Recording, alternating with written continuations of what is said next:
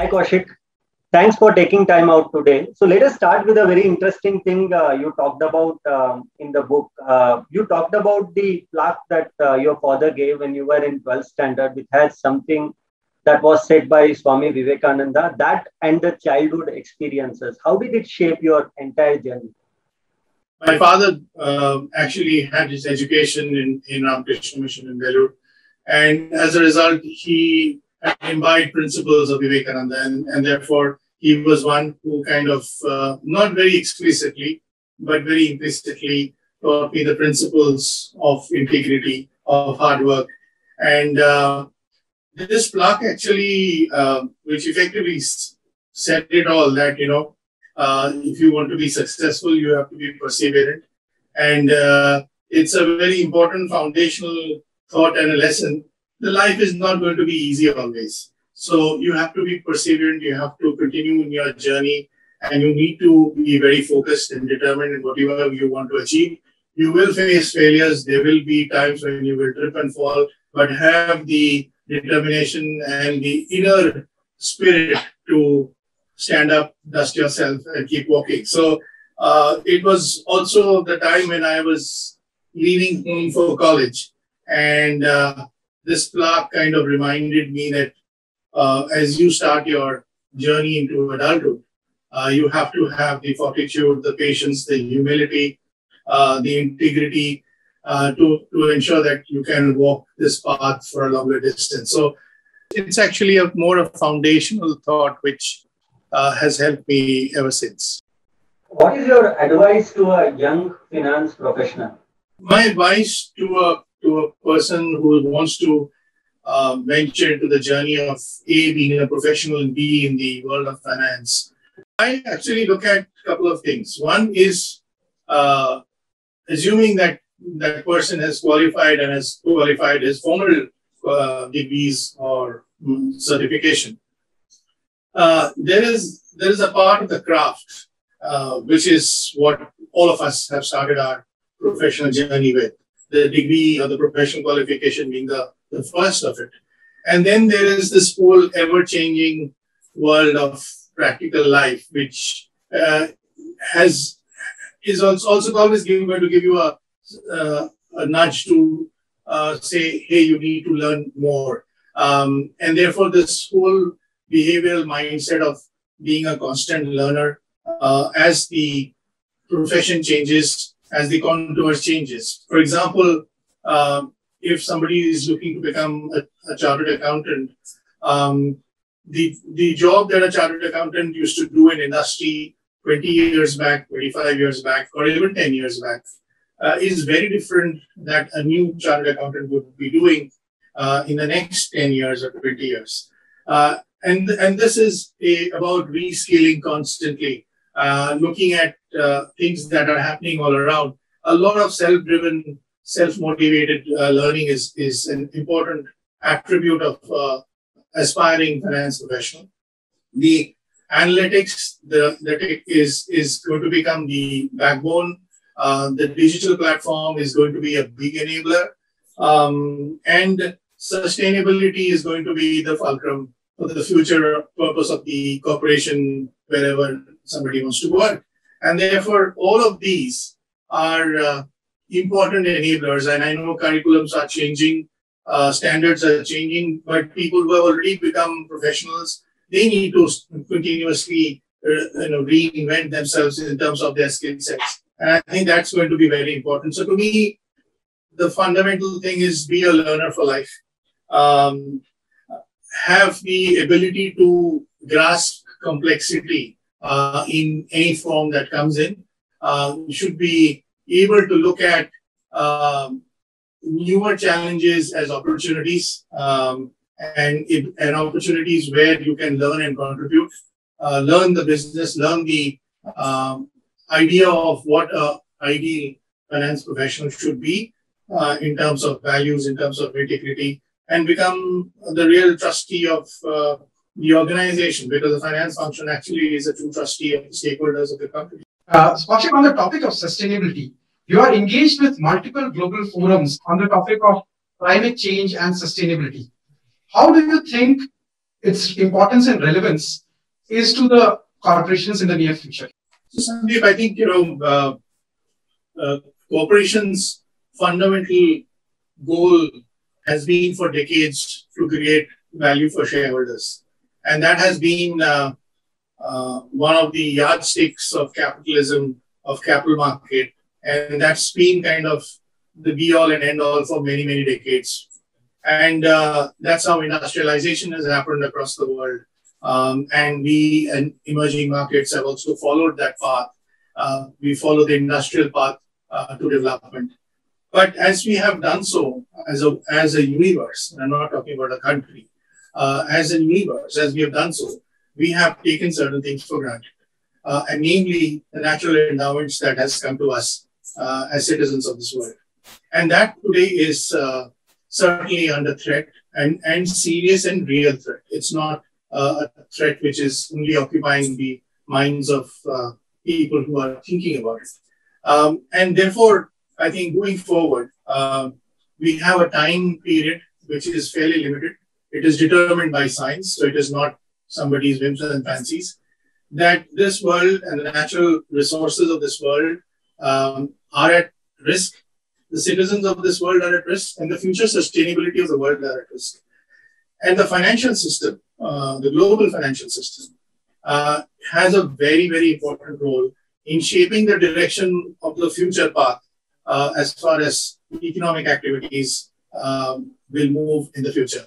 So I think it is important that the whole purpose of the corporation, the whole purpose of the enterprise has to look at how do you sustain in the context of integrating the various capitals of that are at the disposal of a corporation, whether it is a natural capital or a human capital or social capital, financial capital, of course.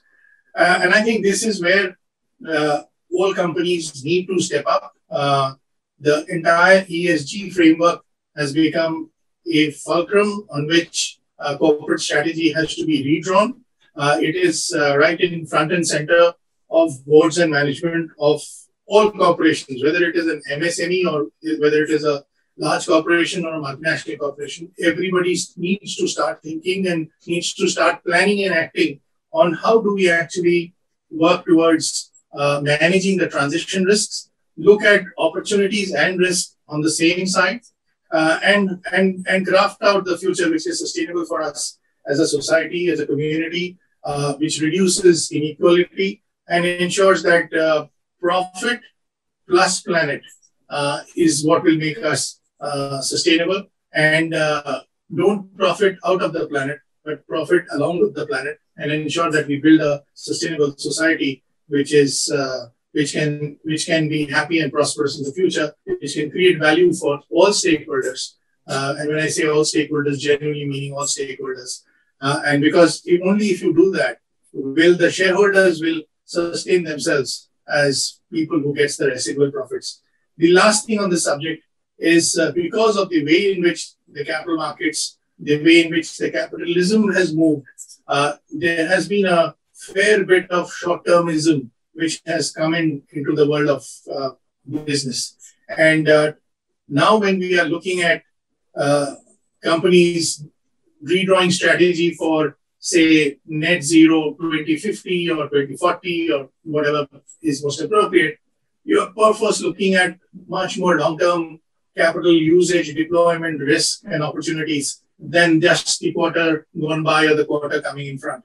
And I think this rewiring will be necessary, will be mandatory, and will be important to make a sustainable society in the future. And that's why I'm passionate about it, and I think it's an important subject for corporations, boards, managements, and professionals to look at it very, very seriously. Don't profit from the planet, profit along with the planet. It's a very noble thought, Kaushik. Thanks for sharing that with us. One last question for you is, what is your guidance for new chief financial officers? You know, when you become a CFO, I think at whatever age, at whatever experience one has got, I think the first thing for a new CFO is to feel secure and confident. Confident because of the fact that she or he must have done something right professionally, from a leadership point of view, from a craft point of view, and that's why the position has been given. So be secured and confident first. The second one is when you get to become a new CFO, you will have white spaces in your mind, which you need to build the building blocks of what you want to do as a finance leader, as a leader of that function, and a member of the senior leadership team, and a co-partner or a co-pilot to the CEO and to the chairman of the board. So I think this is something which is important to get the mind settled first. The second part is obviously whether one is an insider or an outsider, to know the business in and out. And I don't think there can be a CFO who can succeed in his term or tenure if he or she doesn't understand the business of that enterprise. And when I say business, I think what are the key critical levers of that business? What are the strategic issues of the business? What's the strategy of the business? How does the business operate? What are the vulnerabilities of the business? And that understanding then helps two or three things. The first one is it provides that person with the wisdom to be a better steward in that function and indeed in that company. So that stewardship function is dependent on the wisdom that the CFO carries in his or her head. The second one is as one goes through that journey in the initial period and it never ends perhaps, is the judgment capabilities, our capability to judge things well, and the power to essentially judge what's right and what's not, and what can be done and what cannot be done, is going to improve. And that's very important in a position like a CFO.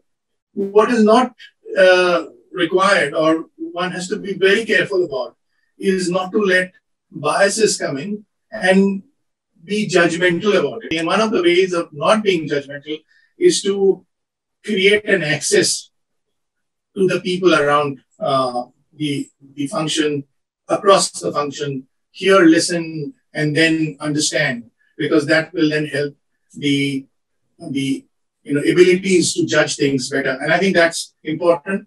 Final two things, I think respect your colleagues, respect them, whether they are seniors, juniors, peers, because when you do that, you create empathy. And when you create empathy, you have better wisdom coming from various people. You may consider it, you may not consider it, but people will be more willing to access you and give you their thoughts. Sometimes those thoughts may not kind of be the ones which you like or which you are biased for or against, but that's fine. Be a good listener.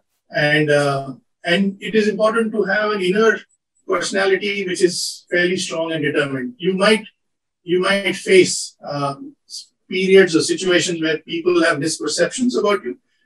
People may judge you wrongly, may have wrong opinions about you, but that's life. One has to continue to move on the journey of having high integrity, high capability, a certain level of equanimity, and ensure that you are the calming effect rather than the trigger for stress in the organization. I thought that's what a young CFO or a new CFO can take on board and think about their own way of doing things.